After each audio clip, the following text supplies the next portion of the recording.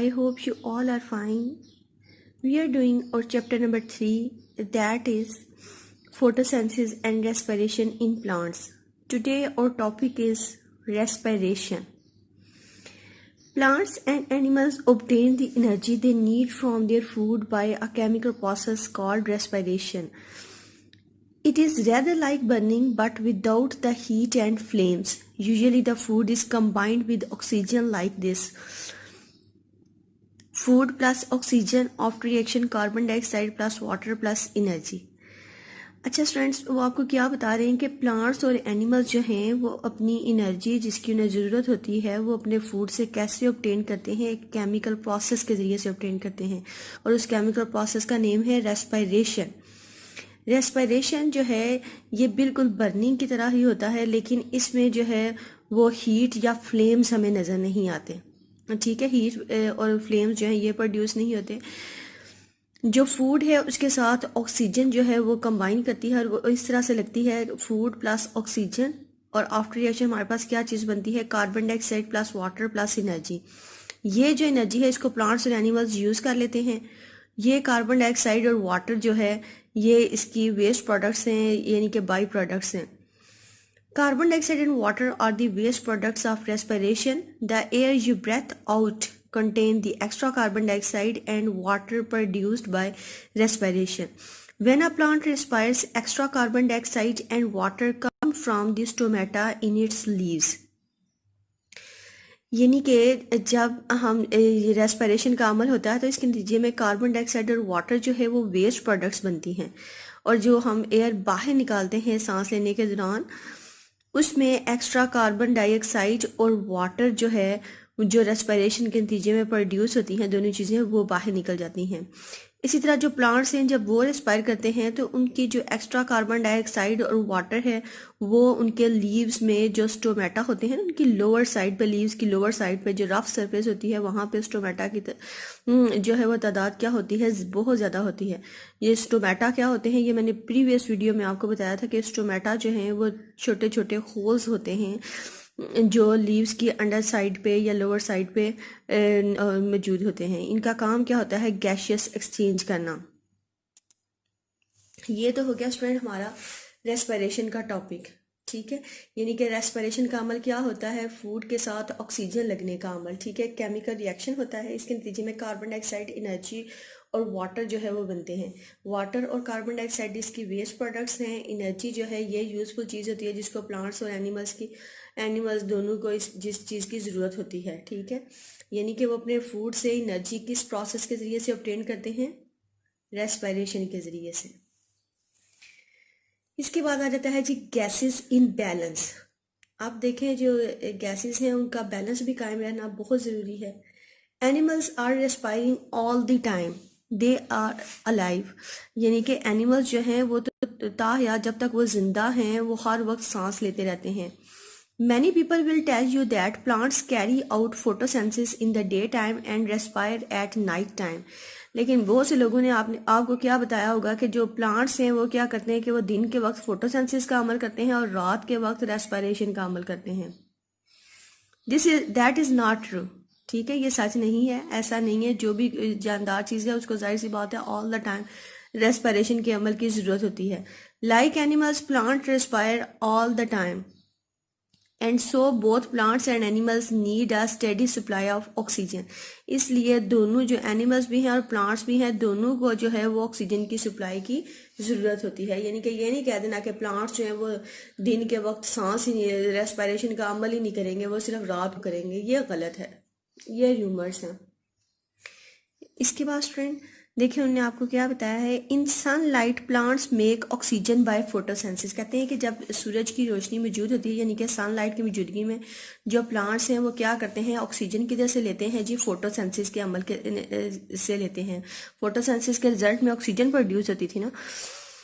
They make more than they need for respiration, यानी कि वो ऑक्सीजन इतनी ही नहीं बनाते जितनी उन्हें रेस्पिरेशन के लिए ज़रूरत होती है बल्कि उससे ज़्यादा होती है। तो जो स्पेयर ऑक्सीजन होती है वो किधर चली जाती है जी, एटमॉस्फेयर में चली जाती है। रात के वक्त जब सूरज जो है वो कवर हो जाता है या जब सूरज को क्लाउड्स जो है वो कवर कर लें तो फोटोसिंथेसिस का अमल जो है वो रुक जाता है। अब प्लांट्स को जो है वो ऑक्सीजन की क्या होती है, ज़रूरत होती है, बिल्कुल एनिमल्स की तरह। However they use less oxygen during the day then they give out during the night then they give out during the day. लेकिन वो आपको क्या बता रहे हैं कि उन्हें जो है वो उस ऑक्सीजन के साथ अगर कंपेयर करें जो दिन के वक्त वो प्रोड्यूस करते हैं तो उसकी निस्बत उन्हें जो है वो रात के वक्त बहुत कम मिकदार में ऑक्सीजन की ज़रूरत होती है। Overall plants take in carbon dioxide and give out surplus oxygen while animals take in oxygen and give out surplus और कार्बन डाइऑक्साइड। यानी कि प्लांट्स जो है वो क्या करते हैं, उन्हें कार्बन डाइऑक्साइड जो है वो टेक इन करते हैं और ऑक्सीजन की वाफर मिकदार जो है वो बाहर निकालते हैं, जबकि एनिमल्स जो है वो ऑक्सीजन लेते हैं और कार्बन डाइऑक्साइड की वाफर मिकदार बाहर निकालते हैं। Between them they keep the gases in the atmosphere in balance. यानी कि इस तरह से ये इनके दरमियान ये जो एटमॉस्फेयर के अंदर जो गैसेस का बैलेंस है वो क्या रहता है, कायम रहता है। ये देखिए ज़रा उनने आपको डायग्राम के ज़रिए से जो है वो सारा शो करवाया है। Respiration occur at night, respiration and photosynthesis ये ड्यूरिंग द डे है। देखिए ऑक्सीजन जो है वो आउट हो रही है और कार्बन डाइऑक्साइड इन हो रही है, ऑक्सीजन जो है वो आउट हो रही है और कार्बन डाइऑक्साइड इन हो रही है। इसमें देखें जबकि जो ए वाली है इसमें कार्बन डाइऑक्साइड आउट हो रही है और ऑक्सीजन जो है वो इन हो रही है, यानी कि रात के वक्त ये ऑक्सीजन ले रहे होते हैं और दिन के वक्त ये ऑक्सीजन निकाल रहे होते हैं। रेस्पिरेशन के दौरान भी ऑक्सीजन लेते हैं लेकिन जो है वो कम मिकदार में, ठीक है, जितनी उन्होंने खुद प्रोड्यूस की होती है, क्योंकि वो फोटोसिंथेसिस का अमल भी साथ हो रहा होता है। तो फोटोसिंथेसिस के नतीजे में भी प्लांट्स क्या प्रोड्यूस करते हैं, ऑक्सीजन गैस, ठीक है। तो उस ऑक्सीजन को वो रेस्पिरेशन के दौरान जो है वो दिन के वक्त इस्तेमाल कर रहे होते हैं और उसके अलावा ऑक्सीजन की मिकदार बहुत ज़्यादा बच जाती है जिसको वो फिर क्या कर देते हैं, बाहर निकाल देते हैं स्टोमेटा के ज़रिए से। अच्छा जी, इसके बाद हमारा टॉपिक आ जाता है द इम्पॉर्टेंस ऑफ फोटोसिंथेसिस, यानी कि फोटोसिंथेसिस की क्या इंपॉर्टेंस है। Photosynthesis is not just important for green plants, यानी कि जो फोटोसिंथेसिस का अमल है वो सिर्फ ग्रीन प्लांट्स के लिए ही इम्पॉर्टेंट नहीं है। All other living things depend upon it for their very existence, यानी कि हर जो दूसरी चीज़ है वो भी इसी चीज़ पे डिपेंड करती है अपनी एग्जिस्टेंस के लिए। प्लांट्स जो हैं वो यूज़ करते हैं, plants use sunlight to make the food and use it to grow new leaves, stem, roots, fruits and seeds. Humans and other animals then use the plant's matter as food. When we eat part of the plant, we are using plant's energy to help us to grow and be active. If you not eat meat, then you are using some of the energy that animals obtained if you eat meat, यानी कि अगर आप गोश्त खाते हैं तो इसका भी मतलब ये है कि आप एनर्जी किधर से ले रहे हैं, उस एनर्जी को ले रहे हैं जो उस एनिमल ने प्लांट को खा के ऑब्टेन की थी। In this way, energy is the first came from the sun is passed on through all the different living things on the earth. इस तरह से जो एनर्जी है वो डिफरेंट लिविंग ऑर्गेनिजम्स तक पहुंचती है ज़मीन पे। if it were not for photosynthesis, plants would not grow. अगर photosynthesis का अमल ना हो तो प्लांट्स ग्रो ही ना करें। There would be nothing for animals to eat. तो जाहिर सी बात है कि प्लांट्स ग्रो नहीं करेंगे, उनके सीड्स या लीव्स या जिन जिन पार्ट्स की को हम इस्तेमाल करते हैं या एनिमल्स इस्तेमाल करते हैं वही ग्रो नहीं करेंगे, तो फिर बाकी जो फूड चेन है वो सारी क्या हो जाएगी, डिस्टर्ब।